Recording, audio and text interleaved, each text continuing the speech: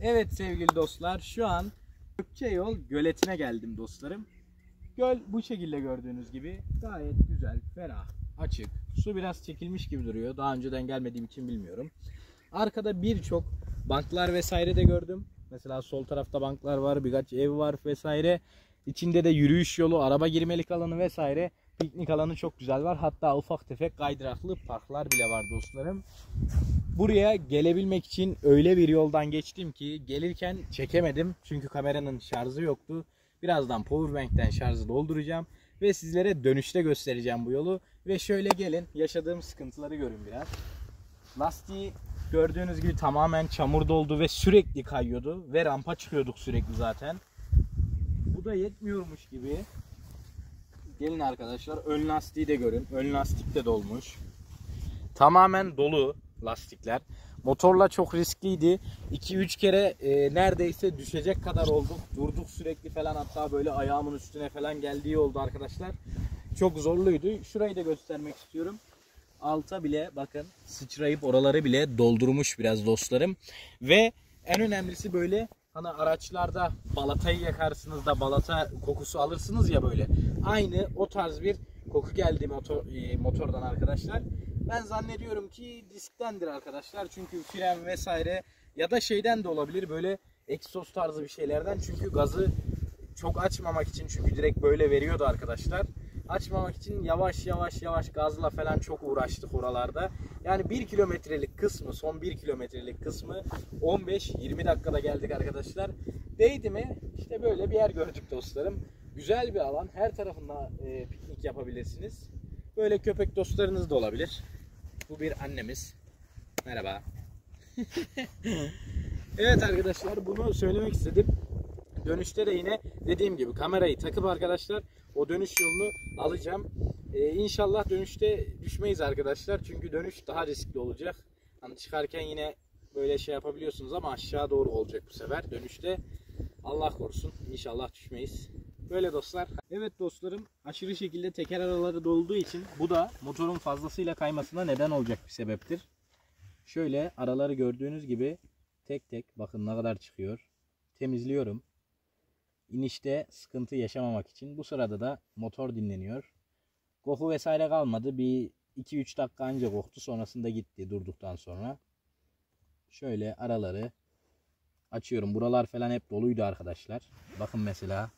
Şuna bakın arkadaşlar. Ne kadar dolmuş. Bu mesela motorun bakın şuradan tutunamamasına bir neden arkadaşlar. Zemine tutunamayıp yaşlığın da çamurun da vermiş olduğu bir şeyle olduğu gibi motorun kaymasına sebep oluyor.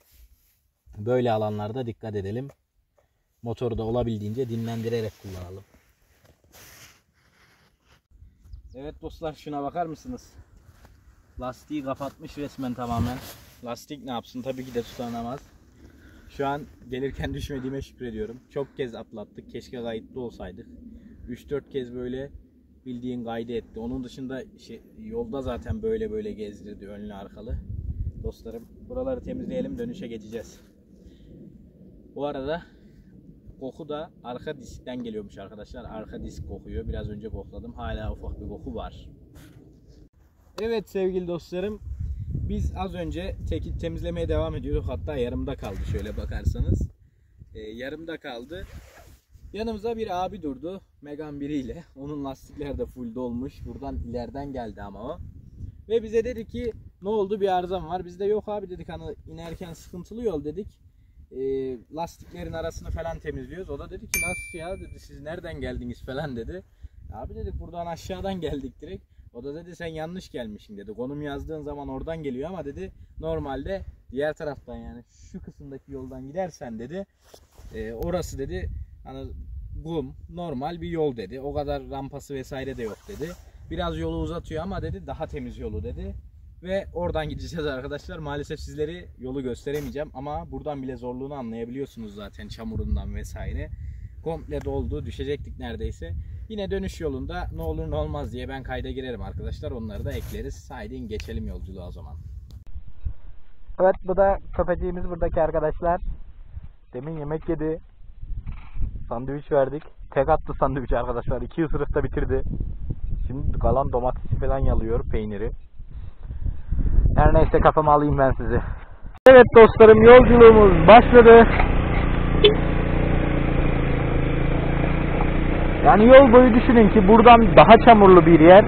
Sürekli çıktık. Islak yerler böyle. Şu an bile bakın gezdirdi. Geldiğimiz taraf bu tarafta arkadaşlar. Adam akıllı yol bile yok gördüğünüz gibi. Şu aşağıdaki taraflardan geldik. Mesela su yeri falan var. Elektrik ile ilgili güneş paneli olsa gerek. Oranın altından geldik.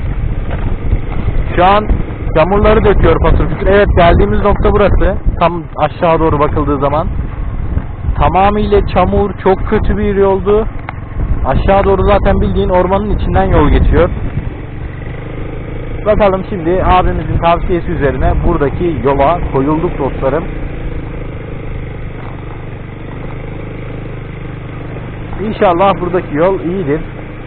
Diğer yere göre daha iyi zaten, daha geniş. Diğer taraf çok dardı da. Bildiğin taşın içinden falan gidiyorduk arkadaşlar. Yollar full taştı. Yani yol yoktu, taş vardı. Onunla falan böyle artık taşlar sektire sektire bizi, bileklerim falan ağrıdı. Gerçekten sıkıntılı bir yolculuk oldu benim için. İçmek için de öyle oldu. Disk vesaire koktu arkadaşlar ama şu anki yerde rahat rahat gideceğiz gibi duruyor inşallah. Evet, buradan 41 kilometre diyor fakat sanki buralar dağ yolları gibime geldi benim.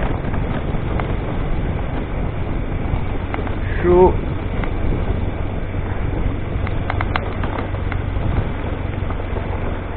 evet, oralar dağ yolu. Biz daha çok diğer taraftan gideceğiz galiba.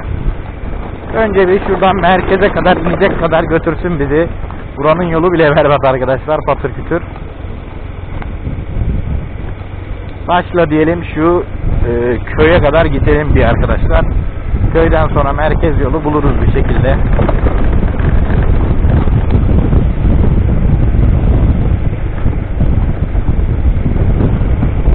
Şu an bu yollar bana çok güzel geliyor arkadaşlar. Çünkü az önce gittiğim yer gerçekten muazzam bir şekilde berbattı.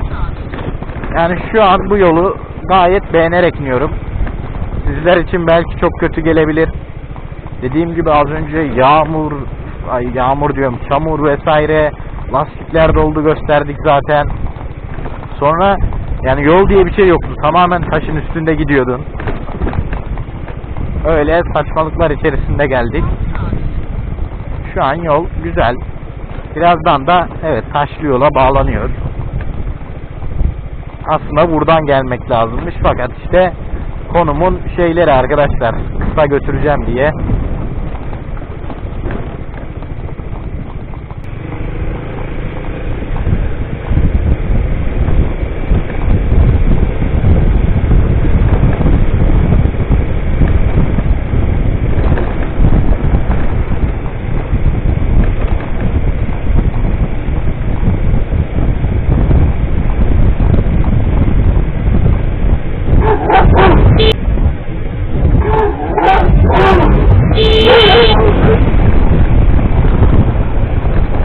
Yukarıdan seni nasıl zıpladı?